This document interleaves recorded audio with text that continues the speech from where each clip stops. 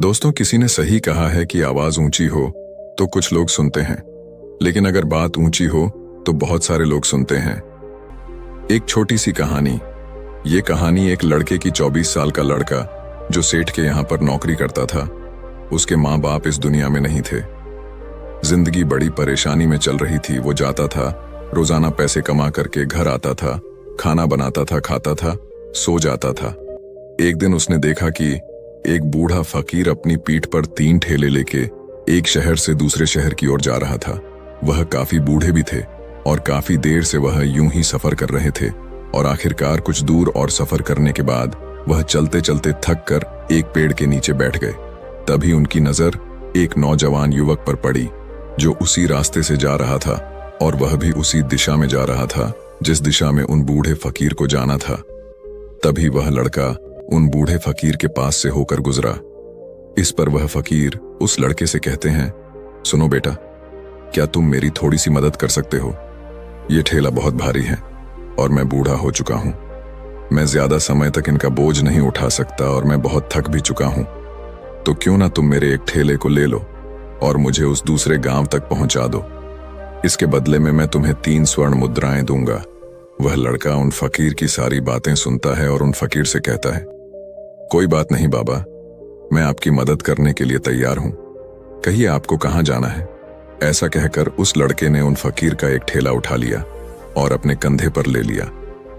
तभी उस जवान लड़के को यह एहसास हुआ कि यह ठेला तो सचमुच बहुत भारी है। वह लड़का और फकीर दोनों रास्ते में आगे की ओर बढ़ चले। कुछ दूर आगे चलने के बाद देखते ही देखते वह गांव खत्म होने लगा और अब एक सुनसान रास्ता आगे की ओर जा रहा था। वे दोनों अपने मार्ग में मस्त होकर आगे की ओर बढ़ रहे थे। जब भीड़ से पूरी तरह से अलग हो गए तो वह लड़का उन फकीर से कहता है, बाबा, इस ठेले में आखिर ऐसा क्या रखा है जो ये ठेला इतनी वजन है? इस पर वह फकीर आदमी उस लड़के को जवाब देते हुए कहते हैं, कुछ नहीं बेटा, बस इसमें तांबे के कुछ सिक्के भरे हुए हैं, इसी कारण ये ठेले में बहुत वजन है। उन फकीर की यह बात सुनकर वह लड़का मन ही मन सोचने लगा, लगता है ये बाबा जरूर कोई व्यापारी है, तभी तो इतने सारे तांबे के सिक्के लेकर चल रहे हैं। और फिर तभी उसके मन में एक ख्याल आया कि मुझे क्या करना है। मुझे तो खाली यह ठेला दूसरे गांव तक पहुंचा है, बस इतना ही। जैसे ही उसके मन में यह ख्याल आया, उसने तांबे के सिक्कों का वह ख्याल मन से निकाल दिया और अपनी धुन में मस्त होकर वह आगे की ओर चलने लगा। चलते चलते कुछ और समय बीता और वे दोनों एक नदी के किनारे जा पहुंचे। वह लड़का हट्टा कट्टा था और काफी चुस्त और तंदुरुस्त भी था, इसलिए वह बिना सोचे समझे उस नदी में उतर जाता है, किंतु वह फकीर अब भी किनारे पर ही खड़े थे। इस पर वह लड़का उन फकीर से कहता है, क्या हुआ बाबा, चलिए आइए, हमें यह नदी पार करनी होगी, तभी तो हम उस गांव तक पहुंच पाएंगे। इस पर वह फकीर उस लड़के से कहते हैं, मैं जानता हूं बेटा कि हमें यह नदी पार करनी ही होगी, लेकिन जैसा कि तुम जानते हो मैं अब बूढ़ा हो चुका हूं और 2-2 ठेले लेकर मैं यह नदी पार नहीं कर सकता। कहीं मेरा पांव फिसल गया तो क्या होगा? क्या तुम मेरी एक और गठरी ले सकते हो? मैं तुम्हें इसके बदले भी 3 स्वर्ण मुद्राएं दूंगा। इस पर वह लड़का मुस्कुराते हुए उन फकीर से कहता है, बाबा, आप मुझे शर्मिंदा कर रहे हैं। यदि आप मुझे स्वर्ण मुद्राएं ना भी दें तो भी मैं आपका कार्य अवश्य करूंगा। मैं आपको उस दूसरे गांव तक जरूर पहुंचाऊंगा। इस पर वो फकीर मुस्कुराते हुए उस लड़के से कहते हैं, बेटा, तुम तो बड़े ही भले इंसान लगते हो। इतना कहकर उन्होंने वह दूसरी गठरी भी उस लड़के को थमा दी। उस लड़के ने जब वह दूसरी गठरी अपने कंधे पर रखी तो वह गठरी भी उसे बहुत ज्यादा भारी लगी, लेकिन उसने वहां पर कुछ नहीं कहा। जैसे तैसे उन दोनों ने नदी पार की। नदी पार करने के बाद बातों बातों में ही उस लड़के ने उन फकीर से कहा, बाबा, आखिर इस दूसरी गठरी में क्या है? ये गठरी भी बहुत वजन है। इस पर वह फकीर उस लड़के को जवाब देते हुए कहते हैं, बेटा, इसमें चांदी के सिक्के हैं, इसी कारण यह गठरी भी बहुत वजन है। उन फकीर की यह सारी बातें सुनकर अब उस लड़के का दिमाग तेजी से काम करने लगा था। वह यह सोच रहा था कि एक ठेले में तांबे के सिक्के हैं और दूसरी में चांदी के। ऐसा प्रतीत होता है मानो यह फकीर बाबा कहीं दूर से आ रहे हैं और उन्होंने अपनी सारी जमीन जायदाद बेचकर ये सारे सिक्के इकट्ठे किए हैं। तभी तो वह इतना धन लेकर चल रहे हैं। लेकिन वह लड़का उन फकीर से कुछ नहीं कहता और वे दोनों चुपचाप मार्ग में आगे की ओर बढ़ते चले जाते हैं। कुछ दूर आगे बढ़ने के बाद एक बार फिर एक सुनसान राह आती है। उस सुनसान रास्ते को देखते ही उस लड़के के मन में तरह तरह के विचार उत्पन्न होने लगे। वह यह सोचने लगा, अरे यह तो सुनसान जगह है। अगर मैं यह सिक्के लेकर यहां से भाग जाऊं तो यह फकीर मुझे कब तक दौड़ाएंगे। मुझे नहीं लगता कि मुझे कभी पकड़ पाएंगे और यहां पर कोई है भी नहीं जो इनकी मदद कर पाए। और वैसे भी ये बहुत सारे सिक्के हैं, मैं इनसे एक अच्छी दुकान खरीद सकता हूं, अपना नया व्यापार शुरू कर सकता हूं। और वैसे भी ये बूढ़ा फकीर अब इन पैसों का क्या करेगा, इससे अच्छा तो मैं ही इन्हें रख लेता हूं। वह लड़का यह सब बारे में सोच ही रहा था, तभी अचानक उसे खुद पर आश्चर्य हुआ। अरे मैं यह क्या सोच रहा हूं, यह फकीर बाबा न जाने कहां से आ रहे हैं और क्या खोज करके इन्होंने इतने सारे पैसे इकट्ठा किए होंगे। मुझे इनका फायदा नहीं उठाना चाहिए।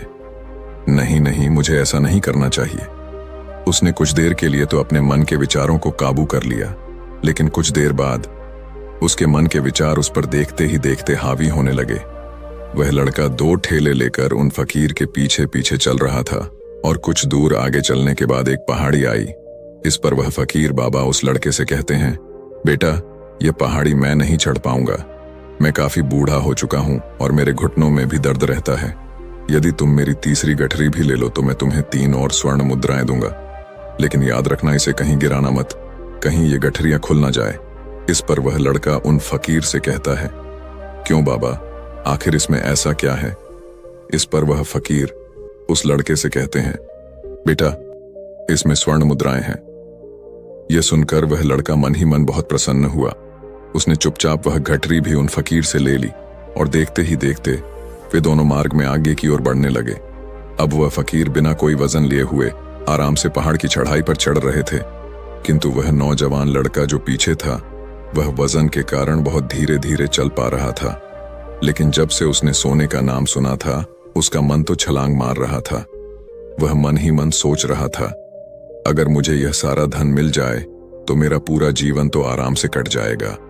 वैसे भी यह बाबा तो बूढ़े हो चुके हैं, भला इन्हें इतने पैसों की क्या जरूरत है, इनका जीवन तो वैसे भी कट चुका है। मैं एक काम करता हूं, यह सारे पैसे लेकर यहां से भाग जाता हूं। लड़के के मन में अनगिनत विचार उठ रहे थे। लड़के का मन अब उसकी बुद्धि पर पूरी तरह से हावी हो चुका था और उस लड़के का मन अपनी बात को सही साबित करने के लिए उससे कुछ भी कह रहा था।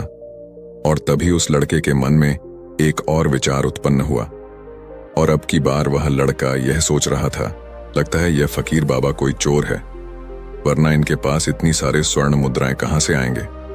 अगर ये कोई व्यापारी होते तो भला ये इस तरह से पैदल यात्रा तो नहीं करते, और अगर इनके पास इतने सारे पैसे थे तो ये कोई ना कोई साधन भी तो अवश्य कर सकते थे। लगता है ये कोई चोर है और चोर से चोरी करने में भला क्या बुराई है। ये सोचता हुआ वह लड़का अब उन फकीर से तेजी से आगे की ओर बढ़ रहा था और देखते देखते वह फकीर से आगे भी निकल चुका था। और वह यह सोच रहा था कि जैसे ही इस पहाड़ की ढलान आएगी मैं 3 गठरियां लेकर भाग जाऊंगा। इससे ये सारे पैसे मेरे हो जाएंगे और मेरी गरीबी भी हमेशा हमेशा के लिए दूर हो जाएगी। मैं जो चाहूंगा मैं वो कर पाऊंगा, मेरे पास बहुत सारा धन होगा। और देखते देखते वह दोनों पहाड़ की चोटी पर पहुंच गए और अब ढलान का रास्ता शुरू होने वाला था। तभी वह लड़का उन फकीर से नजरें बचाकर वह 3 गठरियां लेकर भागता हुआ आगे बढ़ गया। अब उसे अपना शरीर बहुत हल्का महसूस हो रहा था, मानो उसे उन 3 ठेलों का वजन तक न मालूम पड़ रहा हो। काफी दूर दौड़ते दौड़ते किसी तरह से वह अपने आप को बचते बचाते अपने घर पहुंचा। उसकी खुशी का कोई ठिकाना नहीं था। उसने सोचा, क्यों ना मैं जल्दी जल्दी इन गठरियां में से वो सारे पैसे निकाल लूं। यह सोचकर जब उसने गठरियां खोली तो पहली गठरी में उसे लोहे से जंग भरे हुए सिक्के मिले। यह देखकर उसे यकीन नहीं हुआ। इस पर उसने फटाफट दूसरी गठरी भी खोल डाली, उसमें भी उसे लोहे के जंग लगे हुए सिक्के ही निकले। यह सब देखकर वह लड़का बड़ा हैरान था। आखिर यह सब क्या हो रहा है? उन फकीर ने तो मुझसे और ही कुछ कहा था। अब उसने वह सोने वाली गठरी खोली और उसमें भी लोहे के जंग लगे हुए सिक्के ही निकले। यह देखकर वो लड़का बड़ा क्रोधित हुआ। उसने सोचा, उन फकीर ने मुझसे झूठ क्यों कहा? उन्होंने मुझसे ऐसा क्यों कहा कि एक में तांबे के सिक्के हैं, एक में चांदी के और तीसरे में स्वर्ण मुद्राएं हैं? वह यह सब सोच ही रहा था कि तभी उसकी नजर उस थैले में पड़े एक पत्र पर पड़ी। उसने वह पत्र उठाया और उस पत्र में लिखा था, यह पूरा नाटक ईमानदार व्यक्ति की खोज करने के लिए रचा गया है और मैं इस राज्य का राजा हूं। मेरी कोई संतान नहीं और इसीलिए मैंने यह षड्यंत्र रचा है ताकि मैं अपने राज्य में किसी एक ऐसे ईमानदार व्यक्ति की खोज कर सकूं जो मेरे बाद इस राज्य का राजा बन सके और इस राज्य भार को संभाल सके। और इस राज्य का भार वही संभाल सकता है जो पूरी तरह से ईमानदार हो, जिसके मन में किसी प्रकार का कोई लालच ना हो। इतना पढ़ते ही वह लड़का जोर जोर से चिल्लाने लगा। वह सर पकड़कर बैठ गया। वो यह जानता था कि यदि वह अपने मन के विचारों पर काबू कर लेता तो उसका जीवन संवर सकता है, लेकिन वह अपने मन के विचारों पर काबू नहीं कर पाया। दोस्तों, महात्मा बुद्ध कहते हैं कि मन ही सब कुछ है। आप जो सोचते हैं वही बनते हैं। इसलिए आपका सबसे बड़ा दुश्मन भी आपको उतना नुकसान नहीं पहुंचा सकता जितना कि आपके मन के यह अनियंत्रित विचार पहुंचा सकते हैं। महात्मा बुद्ध कहते हैं, अपने भीतर ध्यान से देखो। हमारे भीतर जो विचार चल रहे हैं वही विचार शब्द बनते हैं और शब्द कर्म के रूप में प्रकट होते हैं। बार बार दोहराने पर कर्म बर्ताव में बदलता है और धीरे धीरे समय के साथ बर्ताव चरित्र में परिवर्तित हो जाता है और यही चरित्र हमारे भाग्य का निर्माण भी करता है। इसलिए हमें हमेशा अपने विचारों के प्रति सजग होना बहुत आवश्यक है। हमें जागरूक होना बहुत आवश्यक है। हमें यह जानना जरूरी है कि हमारे मन में किस प्रकार के विचार आ रहे हैं। आगे महात्मा बुद्ध कहते हैं कि कमजोरी हमेशा छोटे विचार से शुरू होती है। यह एक बीज के रूप में होती है और यदि इस बीज को नष्ट न किया जाए तो यह छोटा सा विचार बहुत जल्द ही एक विशाल वृक्ष का रूप ले लेता है और हमारी बुद्धि की सोचने और समझने की क्षमता को पूरी तरह से नष्ट कर देता है। जिस प्रकार आपने इस कहानी में देखा किस प्रकार उस जवान लड़के का मन उस पर हावी हो चुका था और उसकी सही और गलत सोचने की क्षमता पूरी तरह से नष्ट हो चुकी थी, जिस कारण वह यह समझ नहीं पाया कि उसे क्या करना चाहिए और उसके लालच ने उसके भीतर इतनी ऊर्जा भर दी कि वह तीनों ठेले उठाकर इतनी तेजी से वहां से भागता आगे भी बढ़ गया। इसीलिए जब आपके मन में पहली बार कोई गलत विचार उत्पन्न हो तभी उसे जड़ से उखाड़ देना चाहिए, अन्यथा वह विशाल वृक्ष का रूप लेगा और आपको किसी न किसी गलत राह पर वह ढकेल ही देगा। आप चाहकर भी उसे रोक नहीं पाएंगे। लेकिन अब आपके मन में यह प्रश्न उठ रहा होगा कि हम भला अपने मन के विचारों को कैसे नियंत्रित करें। हमारा मन तो इतना चंचल है, वह इतना शक्तिशाली है कि वह हम पर हावी हो ही जाता है। हम चाहकर भी उस पर नियंत्रण नहीं कर पाते। इसका जवाब में महात्मा बुद्ध हमें दो बातें समझाते हैं। पहली बात, सही इरादा विकसित करो। कई बार आपने देखा होगा कि आपके मन में कुछ और होता है किंतु आप कहते कुछ और है, क्योंकि आपके मन के भीतर जो कुछ बसा है वही आपके मुख से बाहर भी निकल रहा है। लेकिन जब हमसे वह गलती हो जाती है तो उसके बाद हमारा मस्तिष्क अच्छी तरह से काम करना शुरू कर देता है। हमारे सोचने और समझने की क्षमता एक बार फिर से जागृत हो जाती है और ऐसी अवस्था में हमें यह एहसास होता है कि हमसे गलती हो गई है और फिर हमारा मन दुखी हो जाता है। हमारा मन अफसोस से भर जाता है और इस भारीपन और दुख से बचने के लिए महात्मा बुद्ध हमें सही इरादा विकसित करने के लिए कहते हैं। इसके लिए जब भी आप कोई कार्य करने जा रहे हो तो सबसे पहले आपको यह खुद से पूछना चाहिए कि जो कुछ भी मैं करने जा रहा हूं इसके पीछे मेरा इरादा क्या है। क्या मैं दूसरों को दुख पहुंचाना चाहता हूं या दूसरों को नीचा दिखाने जा रहा हूं या मुझे खुद को ऊपर उठाना है। खुद से सवाल कीजिए, खुद को जागृत कीजिए। जब आप इरादों के प्रति सचेत होने लगेंगे, जब आप विचारों के प्रति सजग होने लगेंगे, तभी आपके भीतर सकारात्मक ऊर्जा का प्रवाह होगा। तभी आप सकारात्मक इरादों से जुड़ने लगेंगे और आपके मन के भीतर बसी हुई वह नकारात्मक ऊर्जा और नकारात्मक इरादे दिन ब दिन कम होने लगेंगे। परंतु याद रहे, आपको यह हर रोज करना होगा और आपको यह हमेशा ध्यान रखना होगा कि आपको केवल अच्छा सोचना है। आपके इरादे हमेशा अच्छे होने चाहिए, तभी आप दुख और तकलीफों से बच सकते हैं। अन्यथा आप इसी तरह से दुख और तकलीफों में घिरे ही रहेंगे और आप कभी इससे निकल नहीं पाएंगे। दूसरी बात, मन के प्रति सजगता विकसित करो, जिससे आपका मन देखते देखते शांत होगा और आपके मन के भीतर बसी हुई वह नकारात्मक ऊर्जा, नकारात्मक विचार खत्म होने लगेंगे और आप शांति की ओर आगे बढ़ेंगे। और आपको इसके लिए बस इतना ही करना है कि इस पल में जो कुछ भी हो रहा है, आपकी आंखों के सामने आपके भीतर जो कुछ भी जैसा भी चल रहा है, बस उसे देखते रहना है।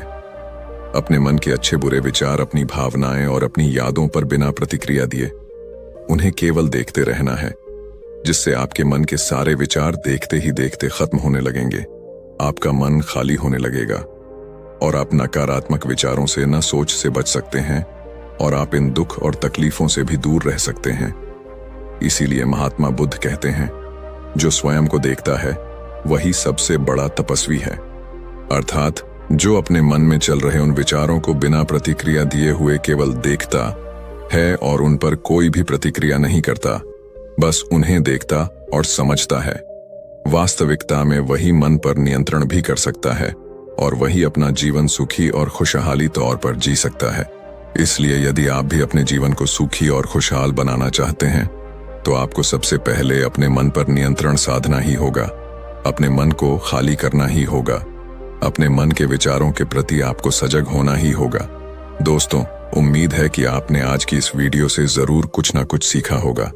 तो इस वीडियो को लाइक और अपने दोस्तों के साथ शेयर भी जरूर कीजिएगा और हमें ऐसे ही सपोर्ट करने के लिए चैनल को सब्सक्राइब और घंटी बटन को जरूर दबा दीजिएगा। चलिए मिलते हैं फिर अगली वीडियो में। तब तक के लिए अपना ख्याल रखें। धन्यवाद और नमो बुद्धाय।